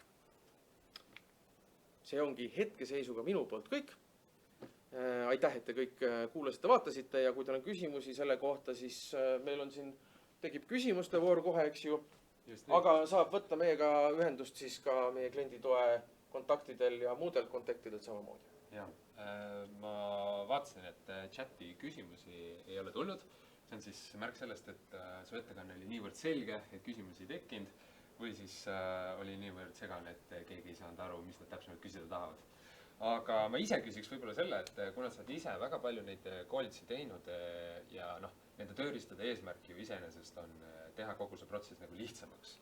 Et kuidas põllumehed need tööriistad nagu vastu võtnud on ja kas meie see hüpotees teha asi lihtsamaks peab ka paika? On võtnud hästi vastu ja hüpotees selle pealt, et kas teeb asja lihtsamaks, seisneb ühes konkreetses faktoris. On see, kui palju seda asja kasutad. Asi on väga lihtne, mulle meeldib väga palju võrdlusi tuua. Kui sa ostad endale aiakäru ja sa jätad selle aeda lihtsalt seisma, ta roostetab, seal midagi ei tee, siis ma võin garanteerida, et see aiakäru, sa mõtled selle peale, et see on üsna mõttetu. Kui sa hakkad seda kasutama päriselt ja vead sellega asju, siis sa näed, et sa said asjad ära tehtud sellega. See aitas sind. See oli palju lihtsam, kui kõik need asjad, mida sa panid käru, siis sa paned endale selga või taskusse, kuhu iganes. Seega tööriista kasutamine on see, mis toob asja edu ja võib-olla siia lisan juurde, et just see küsimuste koht ka, et see on täpselt see, mida ma enne mainisin, et ma ütleks, et 98% isegi, kui ma küsin kõikide oma koolituste jooksul, mida ma olen peaaegu täpselt 3 aastat teinud juba, vastus on see, et tuleb kasutamise käigus. Ja siit ongi sama asi, et kasuta seda aiakäru, ehk siis seda tööriista ja seda võrra tekib sul küsimusi. Ükski küsimus ei ole rumal, välja arvatud rumalad küsimused. Ja seda rohkem tekib ka päriselt huvi ja vajadust selle tööriista järgi. Nii et innustan kõiki kasutama neid asju. Okei, no ma ei tea, ma olen müüdud, aga jaa, Elmar, aitäh sulle selle ülevaate eest ja aitäh nende kirevate analoogide eest samamoodi. ja siinkohal võib-olla liigukski edasi. Olen ära. Jah, sa võid ära minna. Et järgmise ettekande juurde, et on juba valmis lavale astumas meie oma enda nõustaja Piibe Vaher, kes siis teeb ülevaate juba seni õpitust ja vahekultuuridest ja nii edasi. Nii et Piibe, palun. Tänan, Kristjan. Tere ka minu poolt, nagu Kristjan tutvustas, mina olen Piibe Vaher, töötan e-agronoomis agronoomilise nõustajana. Täna olete siin nüüd, vaatan kella, et tund ja 10 minutit kuulnud sellest, miks süsinikuprogrammiga liituda, kuidas see protsess põllumehe jaoks välja näeb, aga mina siis üritan katta selle teema, et mis siis edasi saab, et kui te olete süsinikuprogrammiga liitunud, et mida siis praktikas päriselt põllumehed teha võiksid ja miks. Sissejuhatuseks kõigepealt terminitest, see on kindlasti kõik teile juba tuttav. Meil on olemas 2 näitajat, mulla orgaaniline aine ja orgaaniline süsinik. Nad on omavahel väga tihedalt seotud, aga selle orgaanilise aine mõõdetav osa ongi siis mulla süsinik. Et põhimõtteliselt neid võib ju kasutada nagu põhimõtteliselt sünonüümidena, et kas tõuseb mulla süsinikusisaldus või mulla orgaanilise ainesisaldus. Aga et siis taustaks on teada, et ma ise ka kipun neid termineid segamini kasutama, aga et nad on siis omavahel teisaldatavad või teisendatavad. Et orgaaniline aine sisaldab 58% orgaanilist süsinikku ja vastupidi, kui laborist saate mullaproovid, kus on kirjas orgaanilise süsiniku sisaldus, siis korrutades selle läbi 1,72, siis me saame mulla orgaanilise aine sisalduse. Aga lähemalt nüüd sellest, et miks võib-olla viimasel ajal üldse sellest mulla süsinikust või mulla orgaanilisest ainest nii palju räägitakse. Ei ole olemas sellist ühte head näitajat, sellist head numbrilist väärtust, mis ütleks, et näiteks kui mullas on X arv mullaorganisme, siis muld on väga hea kvaliteedi, väga hea tervisliku seisundi juures. Ja nüüd siin tulebki siis see süsiniku sisaldus mängu, et ta on selline kõige ligilähedasem mõõdetav näitaja, mis annab aimu sellest, kas meie mullaviljakus kasvab või kahaneb. Kui orgaanilise aine sisaldus on langevas trendis, siis võib öelda, et muld degradeerub, ehk siis vaesub, ta kvaliteet langeb ja see on maailmas ja põllumeeste jaoks probleem, kuna muld on maailmas väga piiratud ressurss, teda ei teki nagu pindalalt juurde, me saame mulla kvaliteeti tõsta ja nii-öelda nagu ruumiliselt mulda juurde tekitada, aga teda on siiski piiratud ressurss ja kuna meie rahvastik kasvab, 2050. aastaks lubatakse kuskil 25% tõusu, praegu on meid 7,7 miljardit, siis äkki 9,7, võib-olla isegi veelgi rohkem, et siis me ei saa lasta sellel degradeerumise protsessil jätkuda, et erinevatel andmetel on mullad juba praegu oma algsest süsiniku tasemest kaotanud 30–50%. Nii et me peame siis sellega tegelema, et muldade kvaliteet pigem kasvaks, et mitte ei langeks. Lisaks on meie tänane võib-olla siis põhiteema, et muld on maismaa suurim süsinikupank. Niimoodi me saame võidelda kliimamuutustega, kui me atmosfääris oleva süsihappegaasi seome läbi taimede, läbi fotosünteesi mulda. Ja ongi tekkinud siis selline alternatiivne majandusharu, süsinikupõllumajandus. Sellest on jälle täna väga palju juttu olnud, nii et mina pigem keskenduksin siis agronoomilistele aspektidele, et vaatamegi üle, missugust rolli see orgaaniline aine ja süsinik mullas mängivad. Et nagu näha, siis orgaaniline aine panustab väga erinevatesse mulla omadustesse. Alustame ülevalt, on ju, et kui orgaanilist ainet on piisavalt, siis mullas on palju organisme, on palju mikroorganisme, on palju vihmauisse. Võib isegi öelda, et need organismid on nagu tõelised süsinikupõllumehed, et nemad on ju need, kes seda värsket orgaanikat lagundavad ja uut orgaanilist ainet siis püsivalt aitavad mulda siduda. Orgaaniline aine on väga toitainete rikas, nii et siis vastutab ka mingil määral taimede varustamise eest siis toitainetega. Edasi veel näiteks füüsikalistest omadustest. Orgaaniline aine suudab siduda iseenda kaalust 6 korda rohkem vett, ehk siis kui orgaanilist ainet on mullas rohkem, siis mulla veehoiuvõime paraneb, muld muutub vastupidavamaks erinevatele klimaatilistele ekstreemsustele. Oleme ise ka kogenud viimaste aastate jooksul väga kuivasid suvesid. Mulla struktuur paraneb, keemilise poole pealt katioonide neelamismahutavus suureneb, puhverdusvõime suureneb, muld suudab siduda saasteaineid, et ühesõnaga see heade positiivsete omaduste komplekt on väga suur, et ma loodan, et ma olen suutnud teid juba ära veenda, et mulla orgaanilise aine sisaldust tasub tõsta, sellesse tasub panustada. Aga kuidas seda teha? Kõigepealt tuleb meeles pidada seda, et süsinik on mullas pidevas ringlemises. Kõik värske orgaanika, mis mulda lisatakse, ei muutu mulla orgaanilise aine just sellest nagu püsivaks osaks. Alati toimub samal ajal, kui värsket orgaanikat mulda lisatakse, toimub ka lagunemine ja süsihappegaasi vabanemine. Ehk siis osa sellest süsiniku sisendist, mis me mulda juurde anname, läheb justkui kaotsi, aga see on täiesti loomulik, see on selline hea eluringkäik. Nüüd on olemas võimalusi, kuidas me saame esiteks suurendada seda rohelist noolt, ehk siis suurendada värske orgaanika sisendit ja samas me saame vähendada seda süsiniku kadu ja seda lagunemist. Kõigepealt vaatamegi siis, et kuidas seda kadu vähendada ja siin on nüüd läksin natukene sassi, üks slaid tuli enne, räägime hoopis kõigepealt selle ära, et mitte kao vähendamine, vaid et kuidas on olemas asju, mida me saame muuta ja on olemas asju, mida me ei saa muuta. Ehk siis muldadel on kõigil talle omane süsiniku sidumise võime ja see sõltub eelkõige mulla lõimisest. Mida rohkem on mullas saviosakesi, seda suurem on mulla süsiniku sidumise võime. Mida rohkem on seal liivaosakesi, seda väiksem on see potentsiaalne sidumisvõime.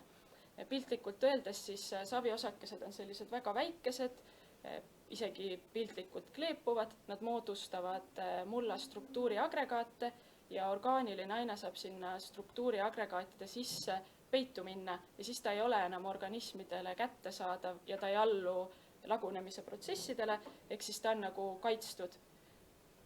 Nüüd, nagu ma juba ette ruttasin, siis see mulla lõimise mõju on siis selline asi, mida me ise muuta ei saa, aga on palju asju, mida me saame ära teha. Ehk siis nüüd jõuame selleni, kuidas vähendada süsiniku kadu mullast ja siin on kõige olulisem roll on mulla harimisel. Mida rohkem ja mida intensiivsemalt mulda harida, seda rohkem sinna viiakse hapnikku ja seda rohkem toimub juba olemasoleva orgaanilise aine lagunemist ja süsihappegaasi vabanemist.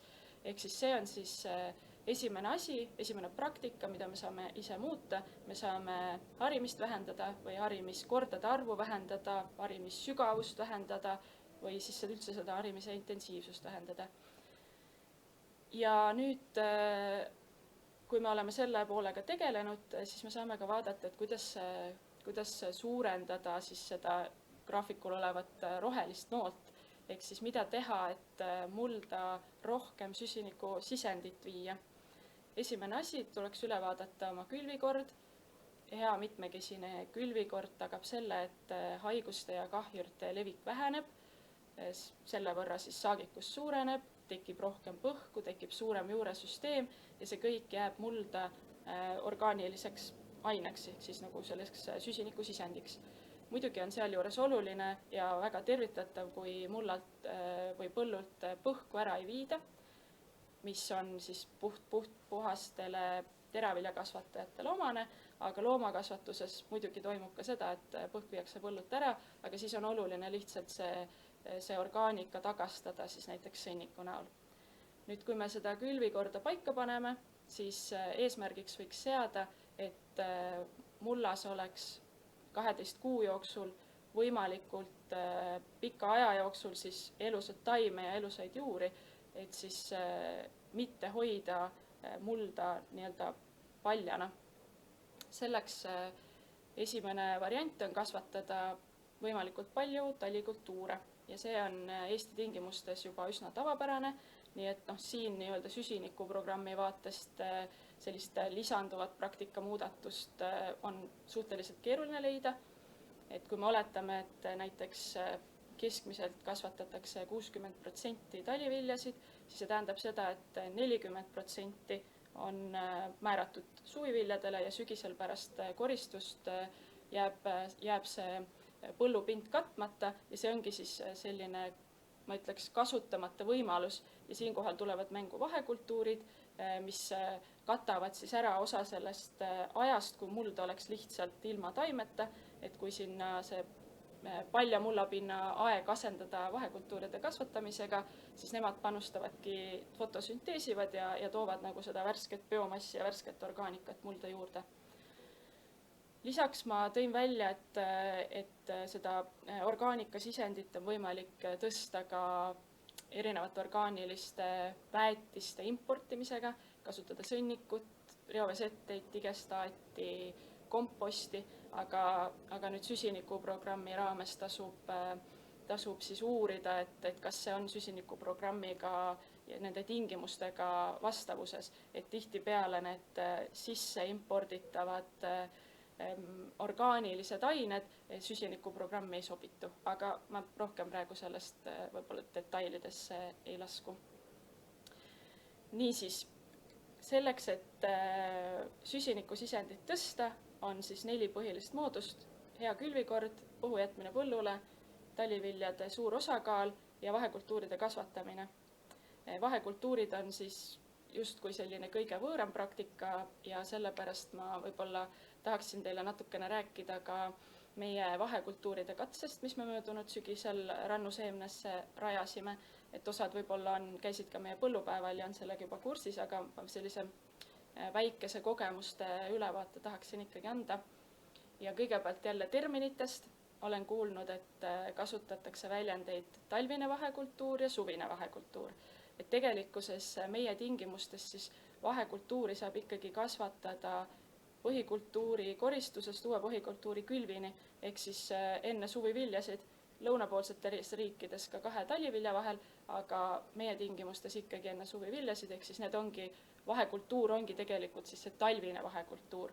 Ja kui me räägime nii-öelda suvistest vahekultuuridest, siis pigem tasuks neid nimetada haljasväetiskultuurideks, sest need külvatakse kevadel ja nad jäävad ju kasvama põhikultuuri asemele, ehk siis nad justkui ei too midagi lisanduvat meie külvikorda, et siis lepime kokku, vahekultuur on 2 põhikultuuri vahel ja meie tingimustes talvine vahekultuur.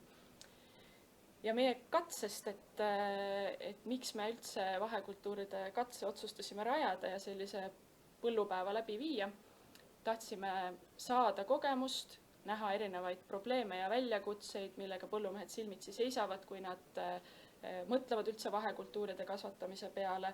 Katsetasime, kas peab paika, et tasuks külvata pigem vahekultuuride segu või sobivad nagu üksikud liigid ka. Ja katsetasime erinevaid külviviise ka. Ja selline siis nägi meie katsepõld välja. Nüüd paremal pool on siis segud, keskel on üksikud liigid ja vasakul pool on segud, keskel on üksikud liigid ja paremal pool on siis külviviiside katsed. Et tegelikult sellelt droonifotolt on ka väga hästi näha, et meil oli õnnestunud külve ja oli ka ebaõnnestunud külve. Need on siis meie üksikud kultuurid, mida me katsetasime. Võtsime katsesse väga-väga erinevatesse perekondadesse kuuluvaid kultuure. On ju ristik, keerispea, kesaredis, tatar, talivikk ja 2 erinevat kaera. Ja samuti moodustasime neist samadest liikidest erinevaid segusid. Siin on siis keerulisemaid segusid, natukene lihtsamaid, 2-liigilisi, 3-liigilisi, talvituvaid, mittetalvituvaid ja külvasime siis kogu katse 8. augustil tavakülvikuga, horse-fookusega ja 6-meetriste ribadena. Nüüd, mis me siis teada saime? Esimene küsimus sai hästi ruttu vastatud, et tõepoolest tasub kasvatada vahekultuuride segusid, üksikud liigid on seotud päris suurte riskidega. Meie 2 kõige suuremat riskikultuuri olid tatar ja punane ristik, et punane ristik siis põhimõtteliselt ei hakanud kasvama, et seal olid väiksed taimed, aga nad said siis kahjustada juba kärsaka ründest ja nad olid üldse väga sellise väikse kasvuga, et me tegelikult biomassi ei hakanudki sellelt lapilt mõõtma. Ja tatar, nagu siis sellel graafikul näha, et ta kasvas kuni kuskil septembri keskpaigani, aga siis tuli töökülmad ja siis tatar sai nii palju kahjustada, et põllupäeva ajaks oli ta juba üsnagi hävinenud.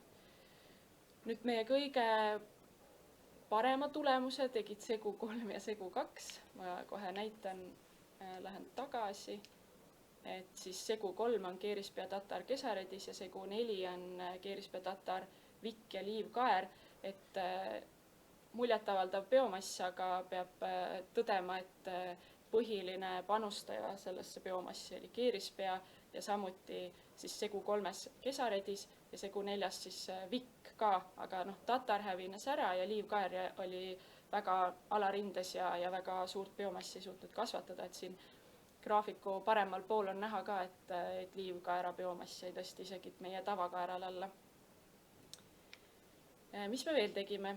Me seda veel põllupäeval seda tabelit näidata ei saanud, aga me saatsime laborisse ka taimsemassi proovid ja mõõtsime süsiniku lämmastiku suhet. Et miks see oluline on? Mida kitsam on süsiniku lämmastiku suhe, selle meie tabeli tulemustest ka näha keskmiselt 10:1, see on kitsas suhe. Seda kiiremini see biomass laguneb, ta tarbitakse mullaorganismide poolt üsna ruttu ära ja sellist nagu püsivat süsiniku sidumist toimub selle võrra vähem. Et iseenesest positiivne, et vabaneb toitained järgmisele kultuurile ja mullaorganismid on toidetud, aga samas jah, siis sellest püsivaks orgaaniliseks aineks tõenäoliselt muutub siis väiksem kogus, kui ära tarbitakse. Ja siinkohal ongi oluline, et kõik need jätkusuutlikud praktikad, millest me täna rääkinud oleme, et nad toimivad nagu sünergiliselt. Et näiteks, kui me põllule jätame põhu ja samas kasvatame ka vahekultuure, siis seal põllul ongi väga erineva süsiniku lämmastiku suhtega biomassi, ehk siis toidetud saavad organismid ja samas saab ka süsinik seotud.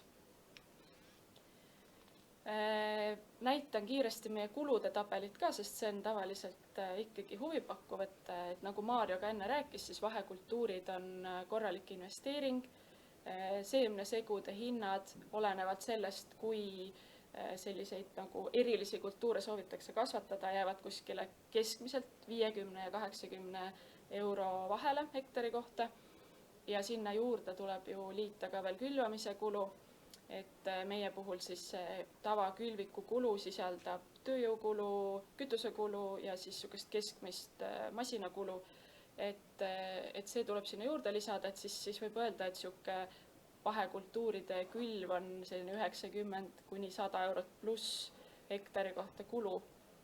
Ja sellest ka meie õppetunnid, et kindlasti tuleb vahekultuuri rajamisse suhtuda tõsiselt, tuleb vaadata, mis tingimused põllul valitsevad, tuleb valida sobiv külviviis, et meie ka ju esialgu mõtlesime, et vahekultuur nagu umbrohi, viskame selle seemne sinna põllule laiali, küll ta kasvab, aga meie miinuseks siis eelmisel aastal oli see, et oli väga kuiv august ja seetõttu ükski hajuskülvi meetod väga hästi ei õnnestunud. Võib-olla järgmine aasta, kui niiskustingimused on paremad, tuleb siis hajuskülvi meetod ka, ühesõnaga õnnestub paremini. Me ei tea, me kindlasti tahame seda edaspidi katsetada. Mis me veel õppisime? Vahekultuuril ja vahekultuuril on vahe sees, selline hea lause, aga mis ma siin all mõtlen on see, et on olemas ju nii-öelda päris vahekultuurid nagu kesaredis, keerispea, talivikk, tatar põhimõtteliselt ka, ja neid on veel, et nad ongi nii-öelda päris vahekultuurid sellepärast, et neil on väga kiire algareng ja nad kasvatavad muljetavaldava biomassi. Me võime kasutada ka omatoodetud seemneid, näiteks võtta segusse omatoodetud hernest, kaera, rukist, miks mitte, aga nad kindlasti jäävad algarengult ja biomassi suuruselt nendele nii-öelda päris vahekultuuridele alla. Et sellepärast jälle järgmine punkt on ju, et segud on paremad kui üksikud liigid. See segu koostis tuleb läbi mõelda, et miks mitte tuua seda seemnesegu hinda alla, kasutades ka oma seemet, aga siis lisades sinna ka neid nii-öelda häid vahekultuure, mis meile ka selle oodatud tulemuse toovad.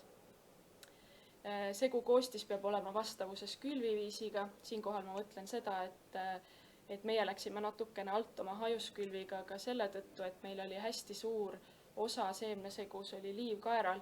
Liivkaeral on väga suur seeme ja ta tõenäoliselt oleks tahtnud paremat mullaga kontakti, et ta ei idaneks. Aga näiteks ristõielised ja teised väikse seemnelised vahekultuurid tõenäoliselt hajuskülvis toimiksid paremini. Nii et nagu ütlesin, katsetame edasi. Ma loodan, et me rajame ka sellel sügisel vahekultuuride katse ja saame teid kõiki juba põllupäevale vaatama kutsuda. Aga ma seda veel välja ei reklaami. Meil on veel palju õppida. Me tahame katsetada seda, kas vahekultuure tasuks väetada, eriti näiteks kui neid vahekultuure rajada otsekülviteel. Kas vahekultuuri seemet saaks juba nii-öelda hajuskülvina laiali puistata kasvavasse kultuuri, näiteks viimase pritsitööga, et tal oleks juba selline ajaline eelis, et põhikultuuri tekitatav niiskus aitaks tal idanema hakata ja siis ta pärast koristust oleks juba külvatud. Kas vahekultuurid omavad mõnda negatiivset mõju järgnevale kultuurile, kas mõnel vahekultuuril on näiteks juureeritisi, mis järgnevale kultuurile ei või meeldida.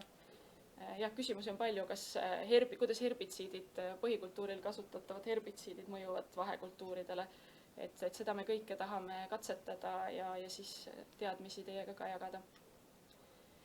Ja nüüd kokkuvõtteks siis mulla süsinikust ma ütleksin niimoodi, et kindlasti tasub panustada muldade süsinikusisalduse tõstmisele, sest et see on ju investeering iseenda varasse.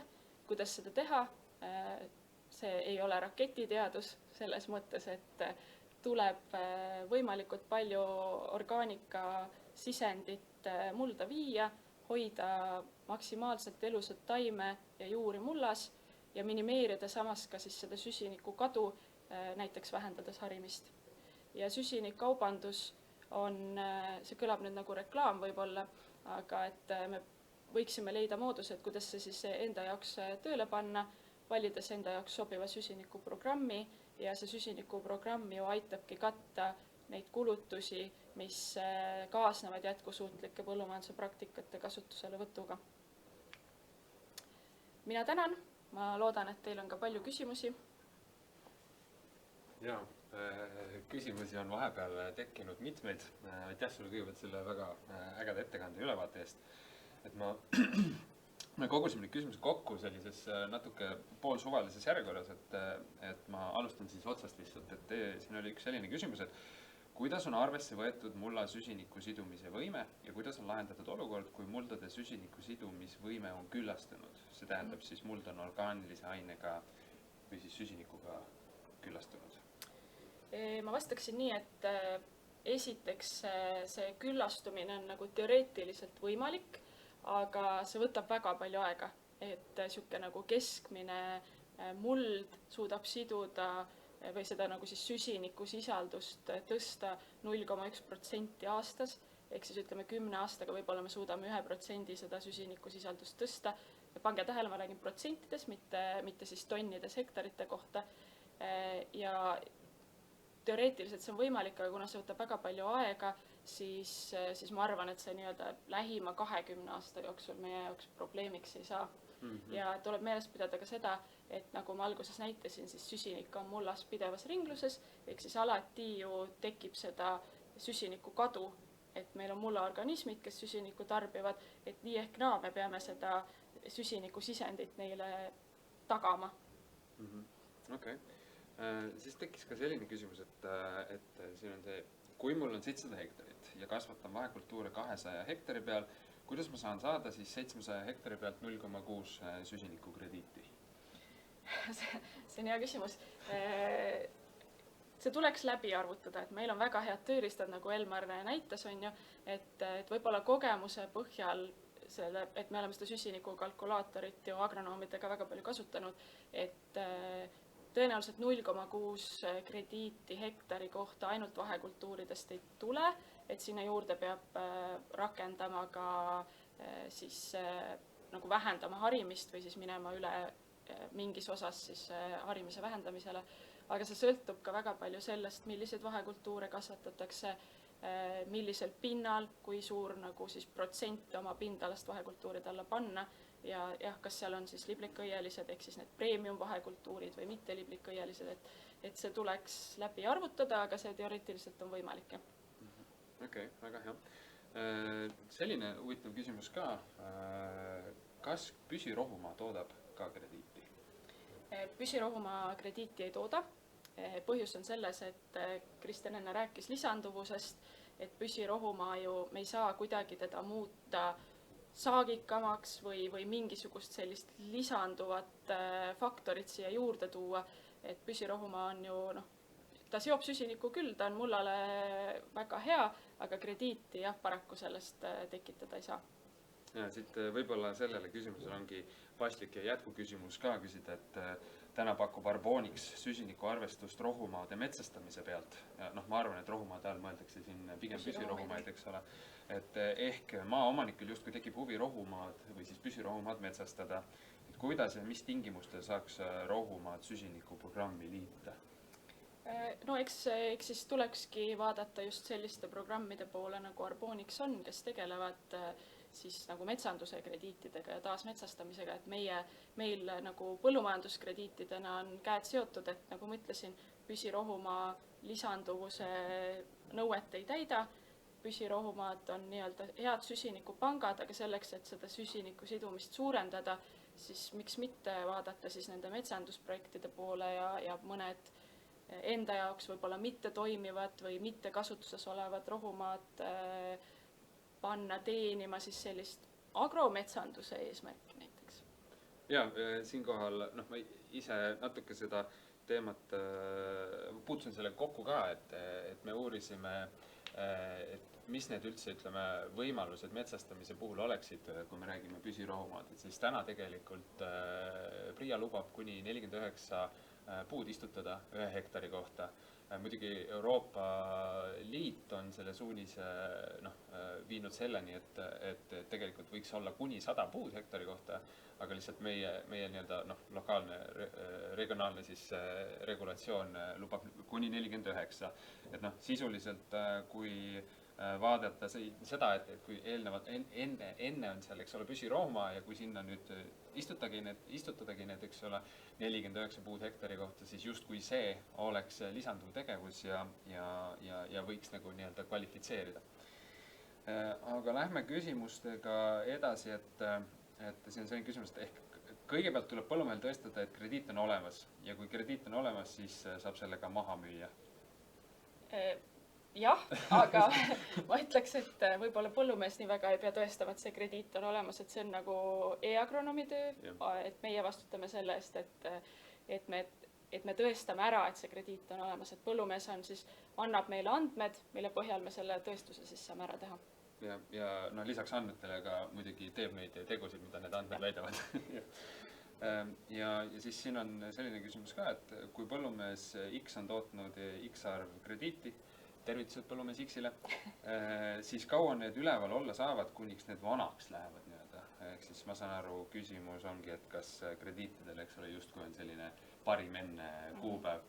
Arva, et äkki sa ise vastad sellele? Ma mõtlesingi, et ütleme niimoodi, et sertifitseerimisperiood on 5 aastat põhimõtteliselt. Ühesõnaga, et iga 5 aasta tagant tehakse nii-öelda need mõõtmised ja tehakse aruanded ja siis viiakse läbi siis nii-öelda see sertifitseerimissündmus.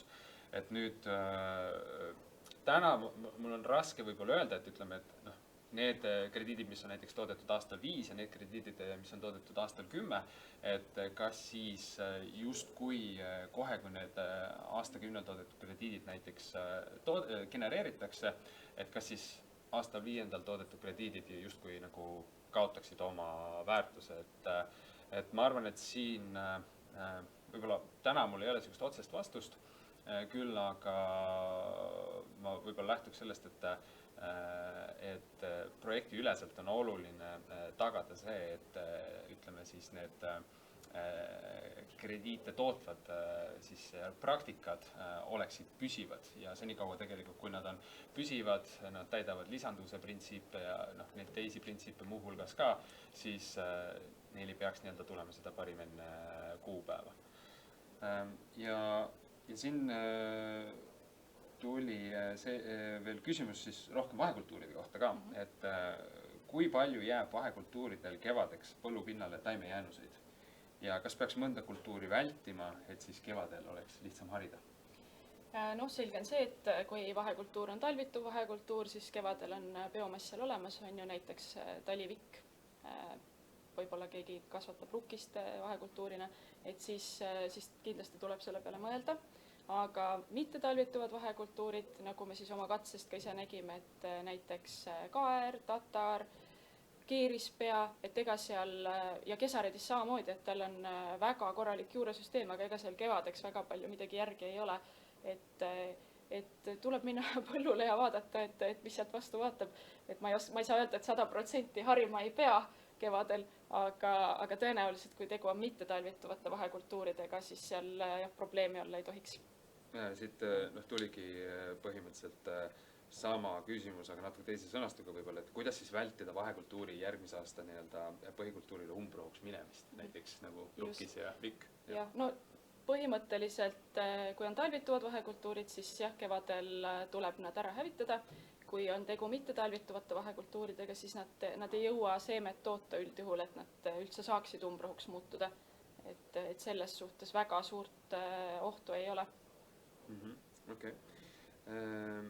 Ja nüüd siit on tulnud juurde küsimusi, et kuidas saavad teie pakutavad teenused haakuma agrometsandusega, et ma võin selle küsimuse ka ise võtta, et see teema kindlasti on nagu meie jaoks huvitav.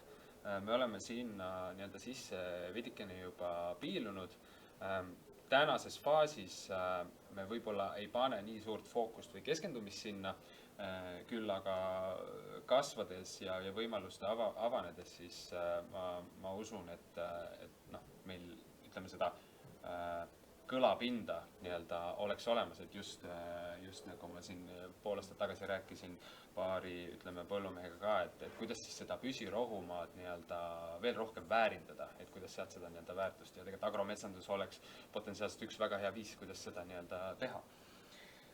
Ja siis on ka küsimus ilmselt rohkem ka mulle, et mis on erinevate tasude suurused, mis krediitidest maha arvestatakse, näiteks püsivuspuhver ja vahendustasud ja nii edasi, et see on väga hea küsimus ja tundubki juba tööstuse spetsiifiline küsimus, et aitäh sellele küsijale, et on püsivuspuhver, ma pean ilmselt natuke seletama, mis see püsivuspuhver on, et püsivuspuhver luuakse siis krediidi sertifitseerijate poolt, nagu näiteks Verra, Gold Standard, ja see on siis selleks, et tagada see nii-öelda üks krediit võrdub 1 tonn CO2-ga. See võetakse siis kogu nii-öelda sellest loodud krediitide kogumist välja. Regionaalselt see natuke kõigub, meil Euroopas on see üldiselt sinna 20% ligi, mis pannakse siis nagu kõrvale ja need pannaksegi kõrvale selleks, et kui peaksid toimuma projekti üleselt, peaks toimuma mingisugused sündmused, mis tekitavad ootamatuid kadusid süsinikus, siis seda nii-öelda püsivuspuhvrit kasutataksegi selleks, et korvata siis neid kadusid. Ja veel on vahendustasud, on siis e-agronoomil on enda nii-öelda komisjoni tasu, kuidas öelda ka, et see on kogu siis loodavatest või siis kogu müüdavatest krediitidest 28% ja see katab siis ära, mullaproovide tegemiskulud, see katab ära siis kogu selle registri loomise, kõik nii-öelda need digitaalsed tööriistad, samamoodi ka müümiskulud, et me ei võta, eks ole, me pakume seda võimalust krediite müüa ja me ei võta sellest nii-öelda lisakomisjoni nagu võib-olla mõned teised, ütleme, turul tegijad teevad nii-öelda, et see on kõik selle sees. Praegu mul rohkem küsimusi ei ole siin tekkinud, ma ütlen sulle aitäh vastuste eest ja ettekande eest ja soovin sulle kena päeva jätku. Aitäh kuulajatele! Ja ma vaatangi, et praegu küsimusi ei ole, et ettekannetega tegelikult olemegi tänaseks jõudnud lõpupoole. Kui nüüd vahepeal küsimusi peaks tekkima, siis mulle kindlasti inimesed annavad märku. Kui teil nüüd mingitele küsimustele ei saanud päris neid vastuseid, mis te soovisite või jäi midagi arusaamatuks, siis kindlasti kirjutage meile ja kuna see nii-öelda lindistus on salvestatud, siis me saadame hiljem tagantjärgi nii-öelda selle lingi, et seda saaks nii-öelda järele vaadata. Ja sinna me kindlasti paneme ka nagu vastused nendele küsimustele. Ja siis on, vahepeal kuulsin, et on tekkinud küsimus, ma väga tänan selle küsimuse eest, et küsimus oli, kui olulised on ussid. Minu teadmine ütleb, et ussid on väga olulised, et nemad on, nagu Piibe ütles ka, et ühed kõige